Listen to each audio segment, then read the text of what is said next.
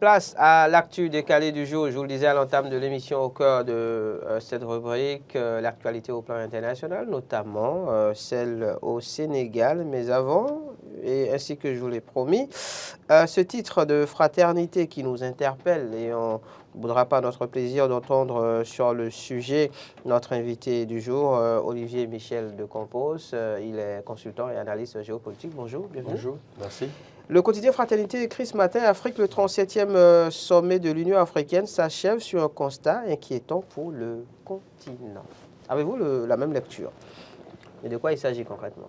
Oui, bon, vous savez déjà, dès l'entame des travaux de ce 37e sommet, notamment la réunion des ministres des Affaires étrangères, on avait déjà eu entendre un certain nombre de déclarations alarmistes, hein, mais bon, qui ne font que, ou qui ne faisaient que dépeindre un peu le tableau qui est celui donc de la situation, de l'état, de l'image, si on peut le dire ainsi, de l'Afrique aujourd'hui dans le concert des nations. Et donc c'est un peu cela qui est à noter, en tout cas de tout ce qu'on a pu entendre hein, aujourd'hui quand on parle de l'Afrique, quand on parle de l'Union africaine, quelle est véritablement l'image, quelle est véritablement la portée de cette Union africaine, là, quand on voit à quel point elle est ballottée de part et d'autre, de sommet en sommet, sommet Afrique, France, Chine, Afrique, et dernièrement Russie, Afrique, et pas plus tard qu'il y a quelques semaines, Italie, même l'Italie s'en est également mis. Et donc c'est pour dire aujourd'hui quelle est la posture, quel est le message, quelle est la cohérence de toutes ces différentes voilà, interventions-là auxquelles on assiste. Et tout ceci finit par davantage mettre à mal la politique, en tout cas la vision qui était celle des pères fondateurs de cette Union africaine, d'abord de cette unité africaine qui a fini par devenir une Union africaine, pour ma part, qui constitue même d'ailleurs l'un des problèmes, l'une des difficultés, parce que lorsque vous parlez d'union ou d'unité, ce n'est pas la même chose. L'union, c'est l'agrégation, c'est la mise ensemble d'éléments distincts, alors que l'unité, ça va beaucoup plus au-delà, vers un objectif commun. Aujourd'hui, on parle plus d'union, mais on se rend même compte que les fondamentaux, les bases même qui devaient précéder, qui devaient aider donc à la construction de cette union-là pour le bonheur, la prospérité des différents États qui composent cette union, n'est pas de mise. Et le constat est quand même assez alarmant aujourd'hui avec la succession d'instabilité politique, les crises, les conflits de part et d'autre. Et tout ceci contribue à fragiliser davantage même la vision qu'est celle de l'Union africaine à travers son agenda 2063, l'Afrique que nous voulons. On se demande aujourd'hui si les aspirations qui ont été mises en exergue dans cet agenda-là sont véritablement réalistes aujourd'hui au regard donc de la situation, au regard des défis qui sont à relever aujourd'hui par ces différents États-là. Déjà à l'interne, vous remarquerez, vous constaterez quand même que beaucoup de pays sont en conflit les uns avec les autres au sein même de cette Union africaine-là. Il y a des guerres de leadership, il y a des conflits territoriaux, ça n'en manque jamais. Et donc, on est en face véritablement d'une difficulté. Alors, comment est-ce qu'il faut réussir à concilier, comment est-ce qu'il faut réussir à harmoniser tout ceci pour aller justement vers un but commun, là, avec toute la difficulté et tout l'enjeu donc de cette Union africaine-là qu'il faut véritablement relever si nous voulons pouvoir compter aujourd'hui dans le concert des nations, si nous voulons pouvoir avoir une voix audible sur la scène internationale. En tout cas, ce 37e sommet donc s'est achevé par, on va dire, la Mauritanie qui prend la présidence de l'Union africaine, Laurent Roland Tonengues, dans un contexte où on sait qu'il y a eu quelques, on va dire quoi, il y a deux nations notamment qui, sur la fin, ne se sont pas entendues par rapport à la présidence rotative. Oui, je crois que la question de la présidence de l'Union africaine a toujours posé problème dans certaines mesures. Et quand vous regardez même le président de la Commission de l'Union africaine à ce niveau aussi, ça a toujours posé un problème. Cela montre le vrai sens de ce que disait Michel de Campos, c'est-à-dire que nous sommes en union, mais est-ce que de façon formelle, nous pratiquons ce qu'on appelle l'unité? Parce que n'oubliez pas que l'ancêtre ou le père de l'Union africaine, c'est l'Organisation de l'unité africaine de 63 à 99, donc dans une certaine mesure, on a vu qu'il y avait un mode de vie dans une certaine mesure, mais aujourd'hui, avec les différentes crises que nous connaissons dans les pays, c'est que chacun veut rapidement occuper les grandes responsabilités au niveau de l'Union africaine pour se prévaloir de ce que, oui, on peut être intouchable à la limite dans une certaine mesure. C'est ça qui fait que parfois, quand il s'agit de désigner le président de l'Union africaine, à un moment donné, il y a beaucoup d'ambition. Quoique, est-ce que les gens viennent réellement pour corriger quelque chose ou pour travailler? Parce que quand vous regardez successivement les chefs d'État qui ont été présidents de l'Union africaine dans une certaine mesure, qu'ont-ils apporté de façon qualitative dans une certaine mesure? Président de l'Union africaine, vous voyez, ils sont là peut-être pendant 1 an, 2 ans, puis après, et plus rien quoi. En réalité, pas de proposition, pas de ménagement pour autant. Quand il y a, écoutez, quand vous dites par exemple le Macky Sall, exemple contre seul contre tous, par exemple, oui, mais écoutez, l'Union africaine adopte une position dans cette mesure parce que le Conseil constitutionnel du Sénégal a sifflé la fin de la récréation. L'UTT se signale. C'est votre lecture. Oui, non, mais l'UTT se signale. Vous allez voir que le lien est tout trouvé. Revenons donc. Sinon, abordons à proprement parler le sujet du jour. Et pour finir sur ce que disait mon confrère, c'est important quand même de soulever le problème de gouvernance. C'est de cela qu'il s'agit. Parce que vous observerez que les présidents successifs de l'Union africaine n'ont pas forcément été des exemples, osons le dire. Dernièrement encore, le Comorien, avec les élections organisées dans son pays, vous avez vu un peu ce que ça a été. Donc, c'est pour dire qu'il y a un problème de gouvernance politique, gouvernance sociale, gouvernance économique. D'exemplarité, justement, de ces chefs-là à la tête de l'Union africaine. Allez. Parce que si vous êtes président de l'Union africaine et que chez vous, il y a, électoralement parlant, il y a des problèmes, à qui vous voulez donner des ordres au sein de l'Union africaine? En mesure de donner des leçons donc, à d'autres présidents sur le continent. Le sujet du jour, recentrons le débat, revenons au sujet du jour tout simplement. Il s'agit donc de la situation au Sénégal. Le Conseil constitutionnel qui, au travers de sa décision rendue le jeudi dernier, a tout simplement remis en cause ce report de l'élection présidentielle reportée par cette loi votée au Parlement au 15 décembre prochain. Le Conseil constitutionnel a dit tout simplement niet, rejetant ainsi, sinon révoquant ainsi le décret pris par le chef d'État sénégalais Macky Sall, mettant un stop donc au processus électoral. Tout ceci se passe dans un contexte où, comme vous disiez, l'Union africaine a pris position, la CEDEAO, la population sénégalaise, une certaine frange en tout cas de cette population, l'opposition. D'où la question qu'on se pose donc ce matin, Macky Sall seul contre tous, et si oui ou non, en tout cas, quelles sont les marges de manœuvre pour le président sénégalais. Olivier Michel de Campos, on en parlait donc en plateau, je pense il y a 2 semaines, après donc cette décision prise par le président sénégalais de mettre un arrêt au processus électoral en cours. Après cette décision, eh bien, beaucoup de choses se sont passées par la suite. Et on va dire que le dernier acte en date est donc celui du Conseil constitutionnel. Rappelez-nous un peu tout ce qui s'est passé au travers de ces décisions. Oui, tout à fait. Après, donc, comme vous l'avez évoqué, la décision du président de la République d'abord de mettre un coup d'arrêt, c'est comme ça qu'on l'avait interprété à l'époque, un coup de frein au processus électoral, en abrogeant le décret que lui-même avait pris, convoquant le corps électoral. Et donc, après cela, on est allé donc au niveau de l'Assemblée nationale avec une loi constitutionnelle qui avait pour ambition, ou qui a eu pour ambition, de proroger le mandat du chef de l'État jusqu'au 15 décembre, donc, pour la date de l'organisation des élections. Et donc, comme on l'avait dit à l'époque, la seule chose qu'il fallait attendre après tout ceci, c'était que l'arbitre siffle, comme l'a dit Laurent tout à l'heure, l'arbitre siffle la fin de la récréation, c'est-à-dire que le Conseil constitutionnel, qui est le garant de l'ordre constitutionnel dans ce pays-là, puisse se prononcer sur la légalité de tout ceci, de tout ce qui a pu se passer. Et la décision est finalement tombée. Voilà, le Conseil constitutionnel qui a donc casser, comme le disent certains, toutes les décisions, d'abord le décret, également la loi constitutionnelle donc, qui avait été votée par le Parlement, pour donc imposer à ce que les acteurs politiques puissent respecter un calendrier assez raisonnable de tenue des élections. Alors, ce qu'il faut déjà quand même commencer par dire par rapport à cela, c'est une première leçon qu'il faut tirer. Déjà que la Cour, le Conseil constitutionnel, pardon, on est au Sénégal, le Conseil constitutionnel a donc déjà commencé par dire le droit. Oui, c'est vrai qu'aujourd'hui, beaucoup de personnes ont tendance à vouloir féliciter le Conseil constitutionnel au regard de tout ce qu'il y a eu comme précédent, où on lui avait prêté des intentions tendancieuses à aller dans le sens donc, du pouvoir. Mais au moins, on se rend compte qu'elle a pu effectivement dire le droit, tout simplement, parce qu'elle ne pouvait pas en faire autrement.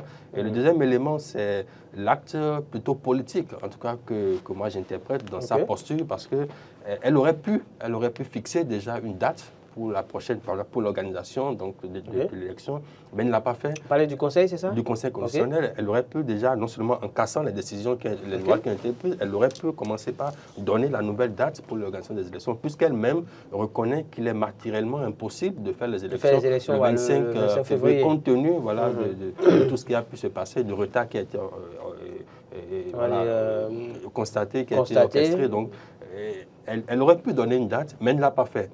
Elle n'a pas fait, certainement pour ma part, pour remettre un peu le jeu ou les cartes dans les mains des parlementaires, c'est ça? Non, des acteurs politiques, pour que ce soit eux-mêmes qui, de manière concertée, décident de la nouvelle date, tout en rappelant, c'est très important de le souligner, tout en rappelant qu'au 2 avril, le président Macky Sall devra quitter le pouvoir. Est-ce que c'est là le risque? Oui, c'est là le risque, parce que quoi qu'il en soit, on a au moins fixé, on a la certitude aujourd'hui que le Conseil constitutionnel est dans la droite ligne de ce que le peuple a réclamé depuis quelques semaines, c'est-à-dire qu'au 2 avril, M. Macky Sall ne peut plus 5 ans, c'est 5 ans. Voilà, président, puisqu'elle a rappelé les principes d'intangibilité de la durée du mandat, et du nombre de mandats présidentiels. Donc ça, c'est clair, c'est net. Mais le problème qui va peut-être se poser, peut-être même pas un problème, ce qui va peut-être se passer, c'est que si les acteurs politiques n'arrivent pas à se concerter de manière constructive, productive, pour sortir une date qui leur permette d'organiser les élections et de tenir dans le délai du 2 avril. Donc ça voudrait dire qu'au plus tard, au 3 ou au 10 mars, on devrait pouvoir aller aux élections, pour pouvoir tenir dans ce délai-là. Alors cela implique forcément des concessions à faire, c'est-à-dire peut-être qu'il va falloir réduire le délai de campagne qui est à peu près de 3 semaines. Voilà, il va falloir avoir un consensus pour le réduire, pour pouvoir tenir, parce que vous savez, une élection, c'est tout un processus.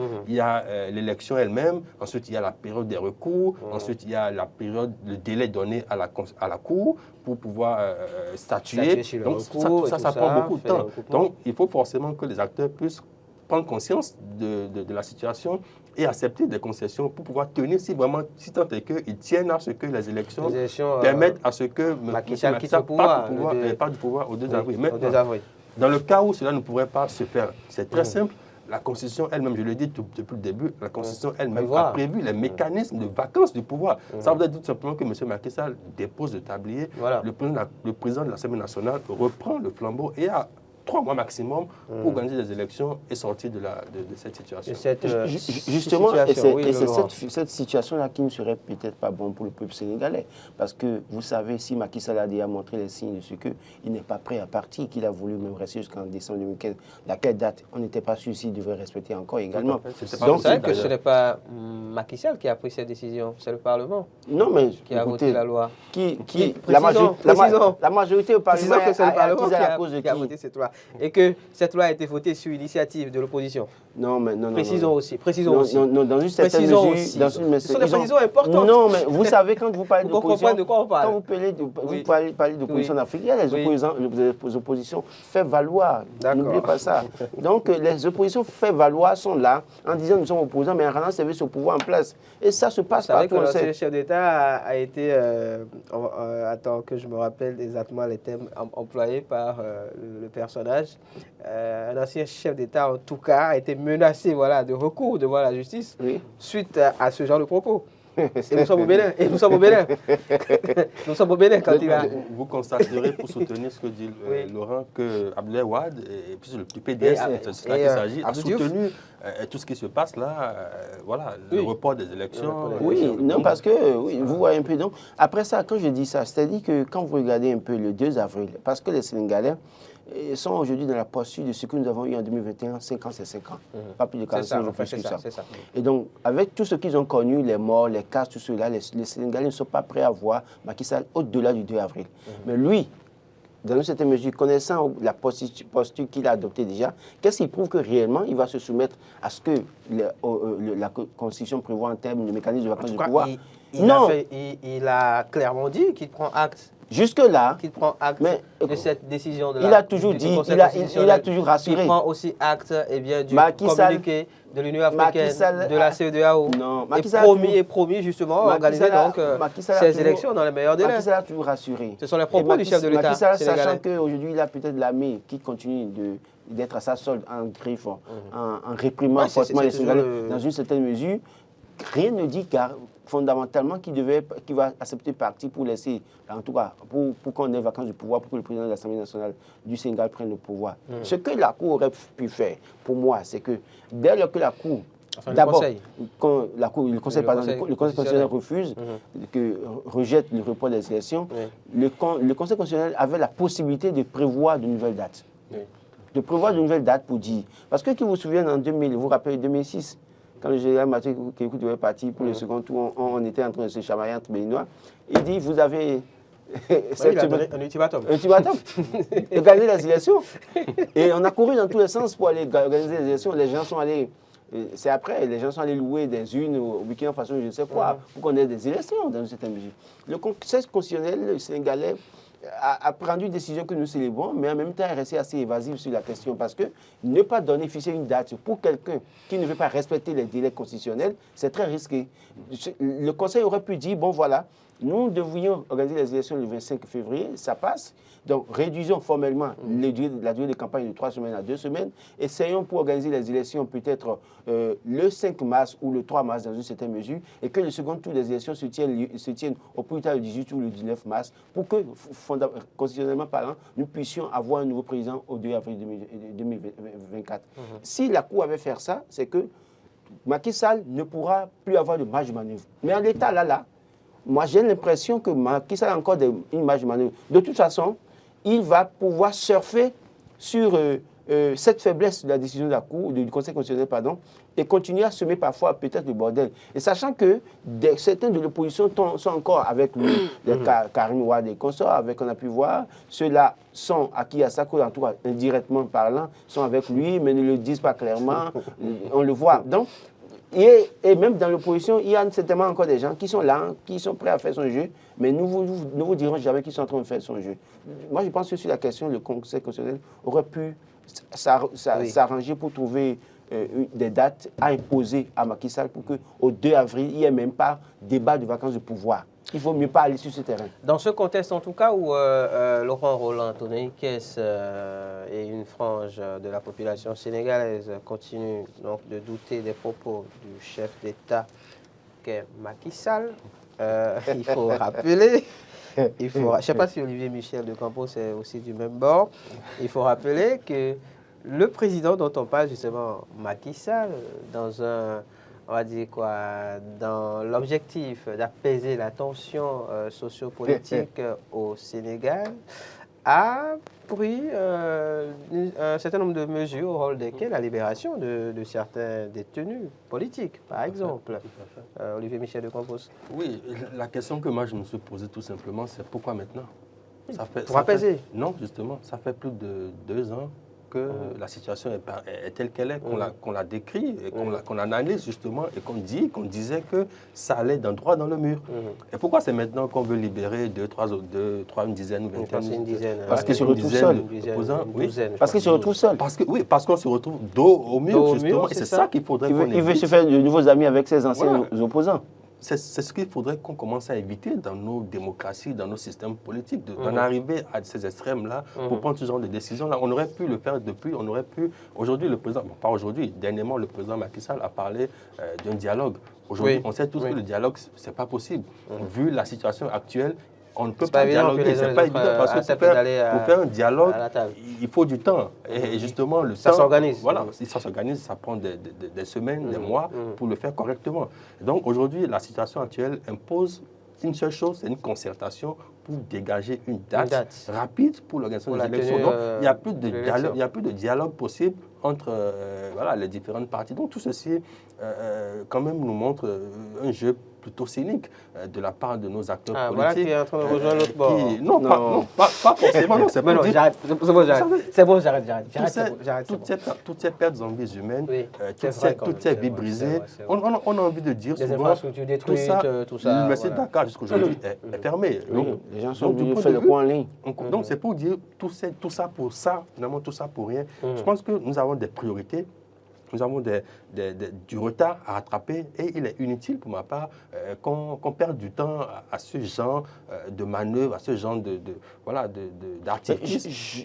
Mais je vois dans cette attitude de Macky Sall, en fait, un jeu politique. Vous savez, il sait que les partisans de Ousmane Sonko sont assez durs dans une certaine mesure et au rôle des reproches faits par ces partisans à Macky Sall, c'est aussi la libération de Ousmane Sonko et de certains acteurs politiques qui sont retenus. Donc aujourd'hui, Macky Sall veut se faire peut-être une nouvelle image et c'est pour ça que je dis le délai du 2 avril, en réalité, nous devons être assez prudents parce que quand il libère en ce temps-ci ces personnes-là dans une certaine mesure, c'est dans une mesure de calmer les ardeurs et puis amener peut-être certains parmi eux. Sa bonne foi, justement. Voilà, non, mais en même temps aussi, vous savez comment ça a toujours été fait en Afrique, c'est-à-dire que les opposants, on les met en prison et puis après, on sort tout le monde, mais on choisit quelques-uns parmi eux à qui on donne un certain nombre de moyens pour les faire valoir dans cette mesure. Et quand ça va concerner le 2 avril, c'est ceux-là qui vont dire non,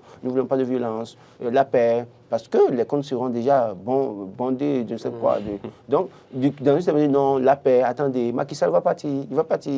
Et finalement, il va réussir à se faire de nouveaux amis, et puis on repart dans le même cercle vicieux. C'est pour ça que les gens doivent faire très attention. Ousmane Sonko sort de prison, d'accord, mais il doit pouvoir comprendre que le débat, le combat ne change pas. Parce que là maintenant, compte tenu de la liste retenue par le Conseil constitutionnel, il ne peut plus aller aux élections. Bien sûr. Mais comme il ne peut plus aller aux élections, Macky Sall trouverait peut-être des moyens de l'intéresser autrement pour dire, bon, écoute, je reconnais. Et puis là, finalement, il peut devenir un nouvel allié qu'on utilisera contre les autres. C'est vrai que ce n'est pas l'homme. Oui, c'est vrai qu'on l'a déjà vu, justement, avec d'autres acteurs politiques, en l'occurrence Idrissa Seck et les autres. Donc, c'est pour dire, oui, effectivement, mais moi, je dirais plutôt que le peuple sénégalais ne sera certainement pas dupe de cette manœuvre-là et saura, au moment venu, certainement faire la différence entre ceux-là réellement qui défendent ses intérêts et ceux-là qui sont là plutôt pour les intérêts particuliers. Un mot sur la réaction de la communauté internationale, Olivier Michel de Compos. Oui, vous savez, la réaction de la communauté internationale, est-ce que vous vous souvenez, dès les premières minutes ou les premières heures de la déclaration du président Macky Sall, la CEDEAO avait commencé par vouloir faire le faux pas habituel qu'elle avait l'habitude de faire en ne se prononçant pas de façon décisive sur ce qui se passait. Et heureusement, d'ailleurs, assez mitigée. Et il a fallu attendre quelques semaines, quelques jours pour qu'elle revienne à la charge avec une déclaration beaucoup plus franche, beaucoup plus directe sur l'organisation des élections à bonne date. Alors, ce qu'il faut dire aujourd'hui par rapport à toutes les réactions de la communauté internationale, en passant par les instances africaines, c'est l'Union africaine, c'est que la situation géopolitique aujourd'hui est tellement complexe, est tellement assez difficile à tenir que ce genre de manœuvre, ce genre de tentative, si je peux l'appeler ainsi, a du mal à pouvoir passer aujourd'hui, compte tenu de tout ce qu'il a déjà pu avoir comme précédent. Vous savez, aujourd'hui, qu'est-ce qu'on peut dire au Mali, au Niger, au Burkina? Si on laissait faire une telle chose à nouveau aujourd'hui, alors qu'on crie depuis des mois, des années, qu'il y a une politique de 2 poids, 2 mesures, il y a une interprétation à géométrie variable en fonction des acteurs. Et donc aujourd'hui, je pense que la communauté internationale s'est retrouvée dans le piège qu'elle s'est elle-même tendue en n'appréciant pas correctement ou en manquant de pragmatisme dans l'interprétation qu'il fallait faire des situations qui ont précédé. Aujourd'hui, je pense que sa réaction ne peut être que celle qu'elle est aujourd'hui, c'est-à-dire rester dans la droite ligne de ce que prévoient les textes de la Constitution du Sénégal, à savoir donc l'organisation des élections à date et que le pouvoir soit transmis de façon constitutionnelle et réglementaire. Laurent Roland-Toninquès, oui, la communauté internationale qui prend position de manière totalement claire. Oui, mais c'est parce que le peuple sénégalais a montré le chemin. Si le peuple sénégalais se taisait pour subir, la communauté serait du côté de Macky Sall dans une certaine mesure. C'est pourquoi je dis il faut, au-delà de tout, féliciter le Conseil constitutionnel sénégalais qui a sifflé la fin de la récréation pour dire, écoutez, ça ne passera pas chez nous, même si ça passe ailleurs. Et je crois qu'aujourd'hui, la communauté internationale qui maintenant, finalement, finit par se ranger du côté du peuple sénégalais pour montrer sa désapprobation de l'attitude face à l'attitude de Macky Sall dans certaines mesures, c'est aussi une leçon pour tous les autres qui engriffent ces chefs d'État en Afrique, qui sont engriffent des vallées de certaines puissances, comme vous appelez, impérialistes dans une certaine mesure. Parce que n'oubliez pas que Macky Sall n'est pas... Que vient chercher la puissance impérialiste dans cette affaire sénégalaise? J'ai envie de dire sénégalo-sénégalaise. Parce qu'on parle depuis de Sonko, du Conseil constitutionnel, de Macky Sall, des opposants. Que vient chercher la puissance impérialiste? Les puissances impérialistes ont tout à jouer parce que ça dépend du personnage qui veut venir au pouvoir. Il y a des gens, quand ils vont venir au pouvoir, ils vont en tout cas sonner le glas de toute façon de la fin de la collaboration avec certaines puissances dans cette mesure. Et on n'a pas envie de voir ces personnes prendre le pouvoir. Donc vous voyez invisibles pour ça, pour ça, on est prêt à soutenir celui qui est là pour qu'il foute le bordel dans cette mesure, histoire d'engriffer, discipliner les acteurs politiques pour permettre à ces puissances de continuer à regarder ses propres intérêts. Leurs intérêts, à continuer à profiter des intérêts de ces pays dans cette mesure. Quand vous parlez d'un Sénégal, par exemple, n'allez pas chercher loin une certaine Côte d'Ivoire dans une certaine mesure, n'allez pas chercher loin d'autres pays que je ne citerai pas peut-être. Ok, mais pourquoi faites-vous? Pourquoi? J'ai l'impression que vous retenez du... Non, pour vous dire quoi? Pour vous dire que oui, dans une certaine mesure, ce qui s'est passé au Sénégal est une leçon pour certains acteurs politiques, certains présidents d'Afrique qui, en griffe, malheureusement, continuent d'être dévalés, ne tenant pas compte des aspirations de leur peuple, mais en suivant et en sauvegardant les intérêts des puissances coloniales en griffe. Donc, je crois que on peut déjà féliciter le Conseil constitutionnel qui montre le chemin. Et bravo au peuple sénégalais qui a tenu bon malgré tout. Malgré les militaires qui étaient là pour les gazer et tirer sur eux dans cette mesure, malgré les décès, les gens ont tenu bon pour faire fléchir Macky Sall. Macky Sall, aujourd'hui, seul contre tous, tentons de répondre à la question, puisque oui, la rue est contre Macky Sall, l'opposition contre Macky Sall, même dans le rang de la mouvance présidentielle, même au sein du gouvernement, il y a eu beaucoup de démissions quand même. Quelle marge de manœuvre? La seule marge de manœuvre pour ma part, c'est de respecter les tests, c'est de respecter sa parole donnée, de respecter ce que prévoit donc voilà, la Constitution et les lois et règlements du pays. Et surtout respecter la volonté du peuple qu'il a élu et qu'il a fait confiance pendant pratiquement 12 ans d'années. Et qui sonne maintenant son départ pour non, pas qui sonne son départ. Le 2 avril. Son départ programmé depuis voilà, pour le 2 avril. Ça, c'est pas le peuple, c'est ce que prévoit donc les tests. C'est très important parce que, comme le disait tout à l'heure Laurent, si la communauté internationale avait fermé les yeux sur ce que fait le Sénégal, ce serait la fin de tout ce à quoi on assiste depuis des années, c'est-à-dire les leçons, voilà, les réprimandes, les principes, les grands principes qu'on essaie donc de vouloir inculquer. Ce serait la fin de tout ça parce que ce serait la goutte d'eau justement qui ferait déborder le vase dessus. Donc je pense que cette position-là de la communauté nationale n'est que pour, en quelque sorte, sauver les meubles et se redonner certaine crédibilité aux yeux donc, de la communauté, des populations, pour dire oui, voilà, nous respectons vos volontés, nous respectons ce que prévoient vos tests. Et donc ça, c'est quand même assez important à soulever. Je pense que c'est le gouvernement qui convoque le corps électoral de Macky Sall. S'il s'aime suffisamment, il ferait mieux de convoquer le Oui. corps On électoral. retourne au Parlement ou pas Non, pour la nouvelle date finir là-dessus, oui.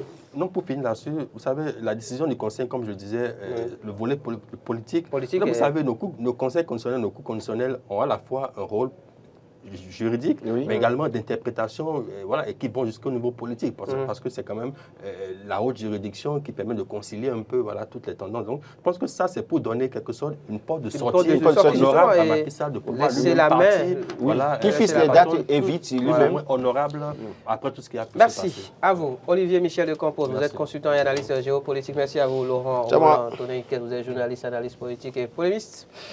C'était ma télé de ce jour. Ajoutez ce que vous voulez. À demain.